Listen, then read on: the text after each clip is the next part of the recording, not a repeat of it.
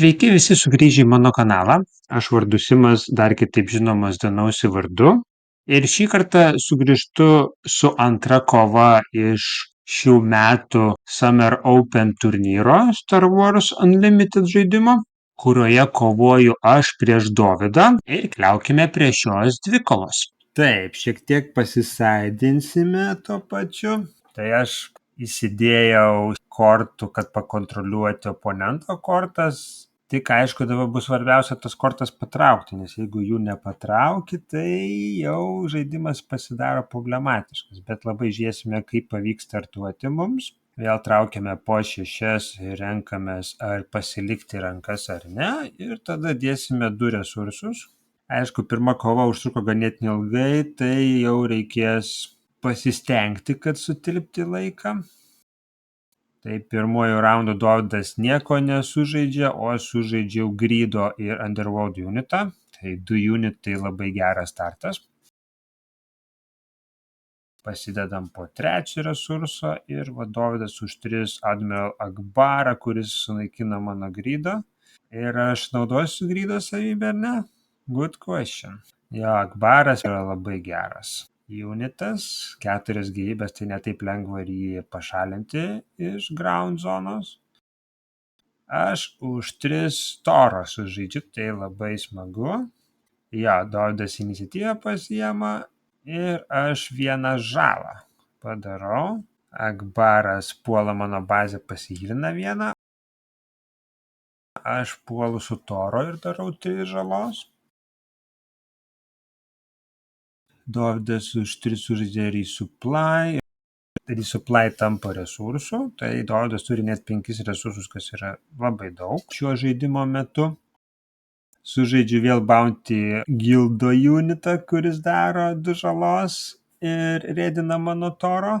Super, aš labai mėgstu šitą kombinaciją. Tai va, nedaug trūksta iki Akbaro pašalinimo. Darau 1 į bazę su savo Underworld unitu. Tai tikrai atrodo puikiai pradžia.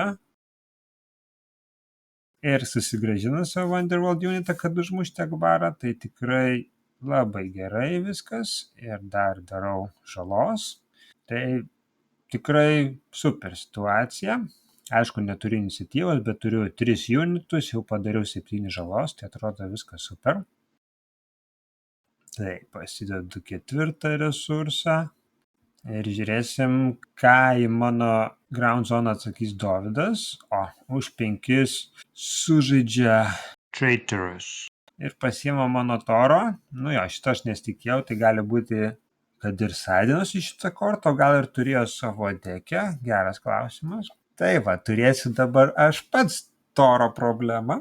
Tai ir dabar yra klausimas, ar man jį ignoruoti, ar man jį panaikinti. Tai nežinau, gal geriau būtų jį ir panaikinti iš ground zonos, bet reikės pavargti. Nėra taip lengva. Ir aišku, jis turi 5 gyvybės, tai tikrai daug. Taigi atakuosiu savo Underworld unitu, kad pasukti Torą. Na, bent jau negausiu 3 žalos, bet, na ja, tokia ta situacija. Dabar už 3 žaidžiu Bobą. Darau 1 žalą iš Cad ir returninu savo Underworld unitą, kad užmušti Torą. Ir startuosime su nauja faze. Ir vėl Dovydas turės iniciatyvą. Tai kaip ir situacija atrodo vis dar mano pusėje, bet aš nujaučiu, kad bus kažkas jau man blogo. Nors, aišku, turiu Bobą, vat vis niekaip jo nepanaudoju, tikrai superinis unitas, bet aišku, ir oponentai greitai jie susidaroja, tai žiūrėsiu, gal dabar pavyks. Taip, Dovydas už 5 sužaidžia Ambush unitą ir mano Bobos nebelieka. Aš už 1 sužaidžiu vėl savo Underworld unitą, kad padaryti žalą ir panaikinti jo unitą. Nu, nors tiek. Hanas ateina į ground zoną, kas man duos tikrai problemų. O aš dar Cad Bane'ą negaliu kviestis. Darau 1 į bazę ir Hanas man daro 4 į bazę ir pasideda dar 1 resursą. ir už 3 sužaidžia Echo bei Sentinel unitą. Nu jo, situacija darosi blogesnė ir blogesnė, tai žiūrim, kaip seksis kitą raundą. Tai aš bent jau turėsiu iniciatyvą, tai reikės kažką daryti su jo unitais, nes bus tikrai negerai. Taip, savo resursus sužaidžiu Bazin, kuri man leidžia vieną oponento kortą išmesti iš rankos, bet vat klausimas, ką jis patrauks, nes aš išmesiu vieną kortą ir jis patrauks naują kortą. Pasirinkau Home One ir dar darau vieną žalą su Cat Bane'u, nes Bazin yra Underworld unitas. Sentinel unitas daro man 4 žalos, daug. Jau pas mane 9 žalos, tai jau turim po lygiai. Aišku, galiu Cat Bane'ą kviestis, tik vat klausimas, ar turiu dar vieną Underworld unitą. Prisidėjau vieną, kad galėčiau atakuoti su savo Underworld unitu ir padaryti 2 žalos ir tuo pačiu pasukti Haną. Gerai, bent jau atrodo, kad kontroliuoju situaciją, bet Memphis nesusidaroja su mano unitu ir atrodo situacija tikrai negerėja mano atžvilgiu. Ir ką man daryti? Iniciatyvą pasiemu, žiūrėsim, nes jeigu nieko gero nepatrauksiu, jau ground zona pas Dovydą yra sunkiai kontroliuojama. Ir kai jis turi tiek resursų, aš abejoju, ar man pavyks ją sukontroliuoti. Tai pasidedu savo 7 resursą ir už 3 sužaidžiu Frozen Carbonite, išjungiu Memphis Nest, nors tiek.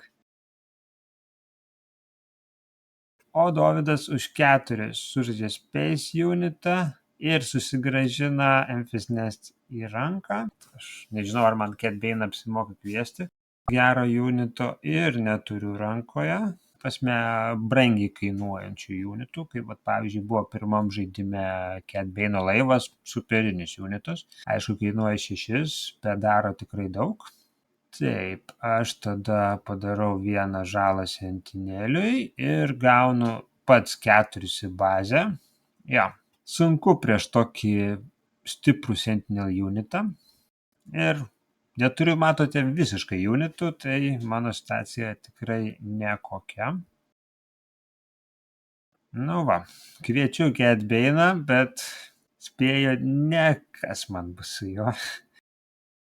Klausimas, ar aš turiu Underworld unitą, kad išnauduoti Cat Bane'o savybę.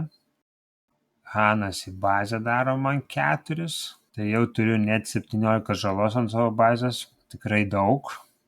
Ir dar Dovydas resursą pasideda, tai jau 5 resursus laisvus turi, tai bus problemų. Taip, nuimu jo Sentinel unitą, bet pats gaunu 4 žalos. Ir ateina Kira ir brangina mano unitus. Va, turėjau grido, ką ir būčiau sužaidęs.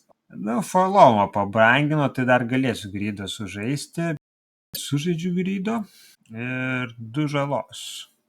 Dovydas turi pasidaryti, kurios dedant Space unit, aišku, geras sprendimas, nes pas mane Space'as tuščias, pasiema Dovydas iniciatyvą ir aš nieko negaliu sužaisti, tai tiesiog su Bazin viena žala į bazę.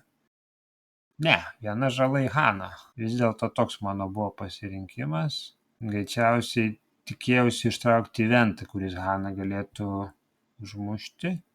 Nu jo, labai įdomu. Neturiu iniciatyvos. Cat Bane'ui turėtų būti šakės. Ir tik 13 gyvybių liko mano bazėje. Taip, Dovydas susitvarko savo resursus, nes su Hanu tu nors ir pasidedi papildomą resursą, bet turi paskui vieno atsisakyti. Tai toks drawbackas. Ir va, Hanas puola mano bazę ir jau turiu 21 žalą, o jis turi, kiek čia, 10 resursų. Labai daug. Tai jau kaip pasakyti, jeigu aš nelaimėjau iki šitą laiką, tai jau bus man labai sunku grįžti, ar tikrai aš grįšiu, abejoju, į šį žaidimą. Taip, sužaidžiu eventą, kuris pasuka kirą ir duoda šildo grydo. Ambušinis Hanas suvaro mano Catbainą, negauna pats žalos dėl to, kad jis šauna pirmas visiškai tematiškai. Ir mano situacija yra jau katastrofinė, sakyčiau, ir kitą raundą, manau, man bus viskas. Ką aš galiu sužaisti iš 5 resursus? Nelabai ką. Nu, yra viena korta, kur į Haną grąžintų į ranką, bet paskui Hanas vis tiek ateitų kitame raunde. Jo, bet galbūt būtų buvę reikėjo užmušti seną Haną, vat nežinau. Gaunu 2 į bazę, tai pas mane 23 jau žalos. Ką aš čia galiu sužaisti?